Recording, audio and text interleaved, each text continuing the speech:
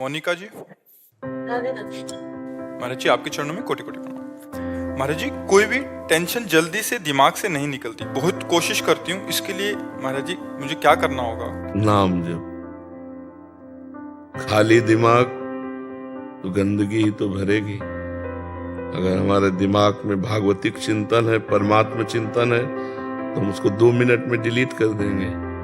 नहीं तो जीवन भर आदमी जिसने गलत कभी बोला वो सामने पड़ेगा, तो जीवन भर कोई कोई द्वेष बनाए रहते हैं। विवेक तो वही कि एक क्षण में द्वेष को नष्ट कर दो और आनंद पूर्वक भगवत चिंतन में लगो। अगर भगवत चिंतन नहीं तो दूसरा कोई उपाय नहीं, आप ये पक्की बात समझ लो। अध्यात्म के बिना आप इन निगेटिव भावों को रौंद नहीं सकते। आप इनको रौंदने के लिए जब नाम जप करोगे तभी कितना भी कोई भी भारी से भारी विपत्ति, भारी से भारी समस्या, भारी से भारी निगेटिव चिंतन हम नष्ट कर सकते हैं भगवान के चिंतन के द्वारा।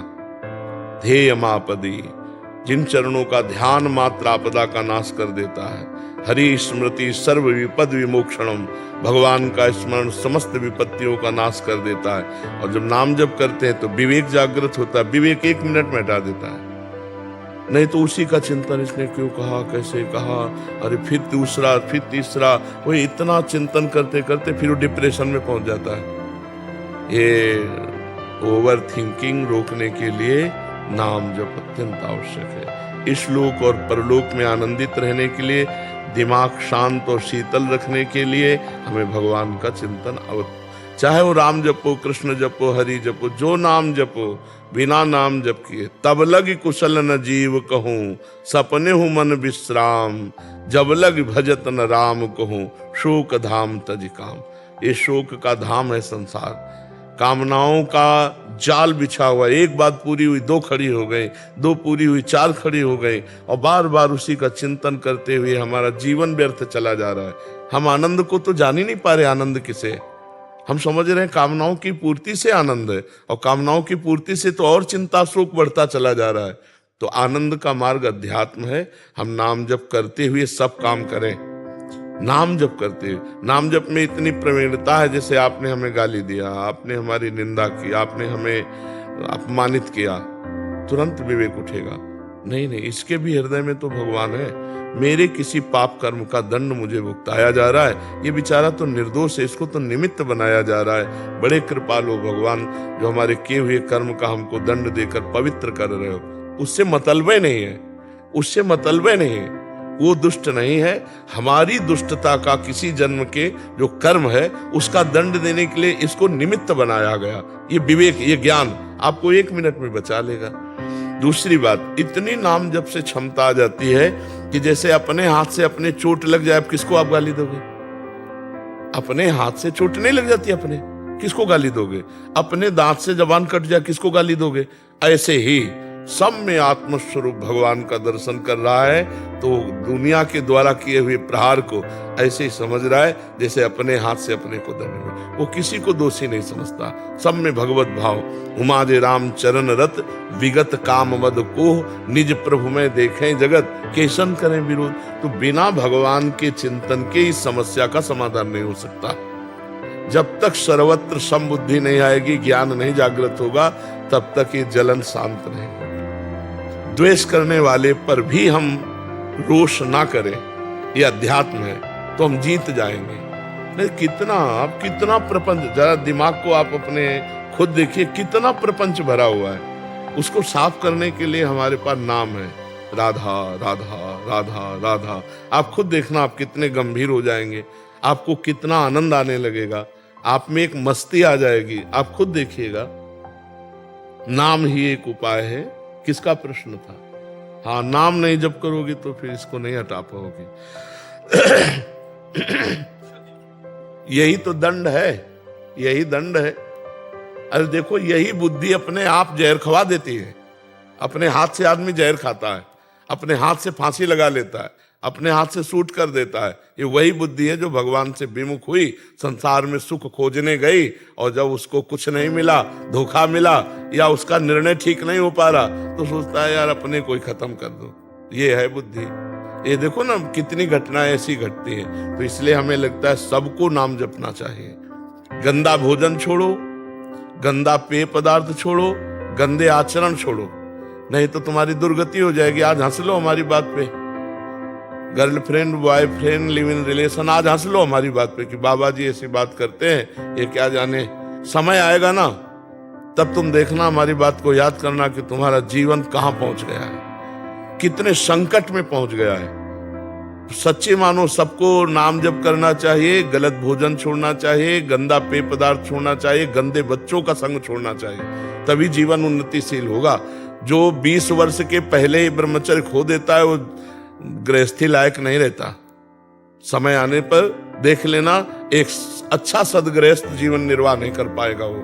तो आज हमारी समाज बिगड़ती चली जा रही, खान पान बिगड़ते चले जा रहे हैं। बच्चों को देखो ना, जब बच्चों की पसंद हो, बोले चाउमीन क्या कहते हैं, हाँ नूडल पिज्जा, ये पसंद है, तो हम अच्छा पदार्थ जैसे रोटी दाल चावल सब्जी, ये शुद्ध जो घर के, ये पसंद नहीं आते। ये बहुत संभल करके भोजन, बहुत देखो, जैसा खाओ अन्न वैसा बने मन, जैसा पियो पानी वैसी बने वाणी, जैसा करोगे संग वैसा चढ़ेगा रंग।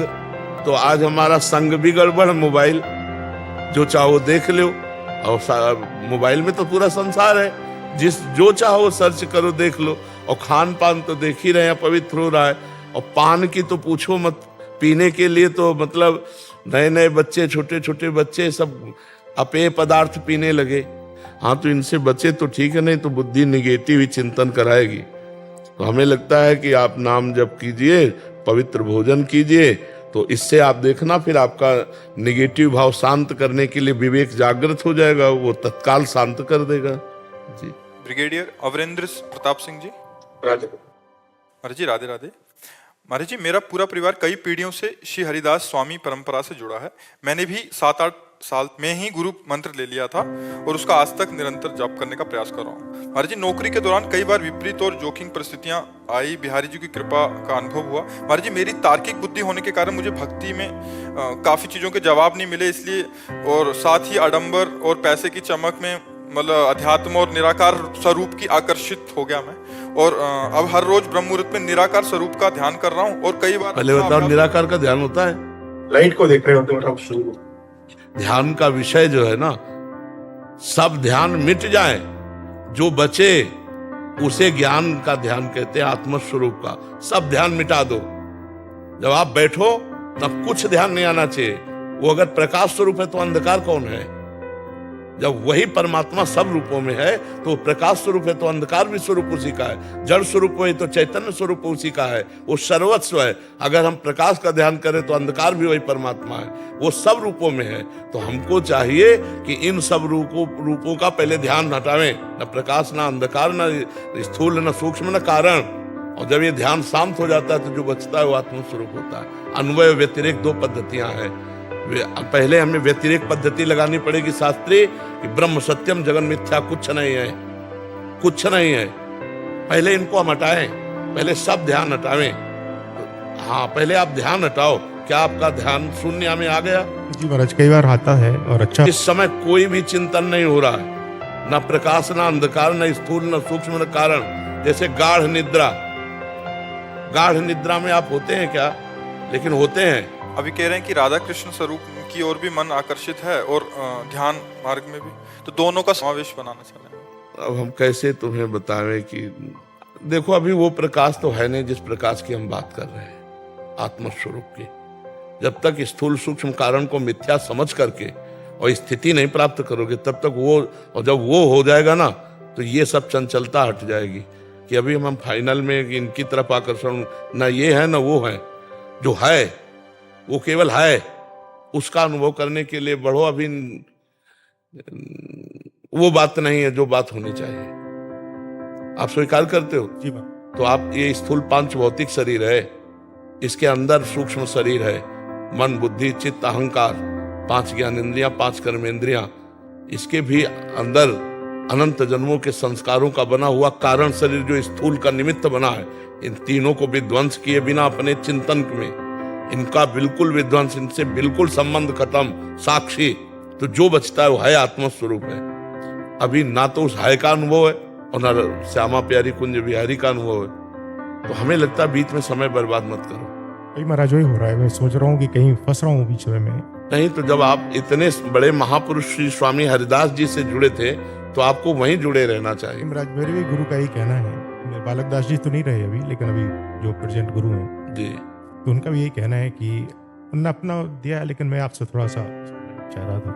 मतलब इनको अभी थोड़ा सा द्वंद्व है कि ये बीच में वैसे हो गए थे कि निराकार स्वरूप का ध्यान, और अभी फिर से इधर आना चाहते हैं। निराकार स्वरूप हमें है, हमने जो आकार पकड़ा वही आकार पकड़ लिया। कर्मा के अनुसार मनुष्य शरीर बना, हम मनुष्य पुरुष मान रहे हैं अपने को, स्त्री मान रहे हैं अपने को। हमारा क्या स्वरूप है आप बताओ, क्या स्वरूप है? आपको कितने साल हो गए इस शरीर में रहते? 61 साल हो गए। 61 साल में 1 मिनट अपने से मिले हो तो मैं बताना, 61 साल में 1 मिनट अपने से मिले हो। 3.5 हाथ के घर में रह रहे हो, बाहर ही भटकते रहे, सब बाहर को ही अपना मानते रहे, अपने को भूल गए। उसी स्वरूप में आ जाओ। जितने शास्त्र हैं सबका कहना एक ही है। महाराज जब तक नौकरी में थे तब तक तो आप अपने व्यस्त रहे, लेकिन अब नौकरी के बाद, और बच्चे भी फौज में ही हैं दोनों से, अब सही रास्ते में आ जाओ। हम आपको प्रार्थना करते हैं, हमारी बात मान लो। जो नाम स्वामी जी महाराज के पंथ से मिला है उस नाम को जपो, श्यामा प्यारी कुंज बिहारी का।